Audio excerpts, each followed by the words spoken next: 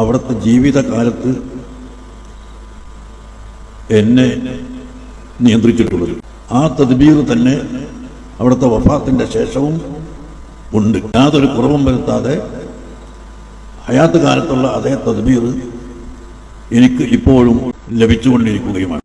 ഞാൻ എൻ്റെ സൂക്കേട് തുടങ്ങി ആശുപത്രിയിലായപ്പോൾ ഞാനപ്പം തന്നെ മരിച്ചു എന്ന് വിചാരിച്ചതാ.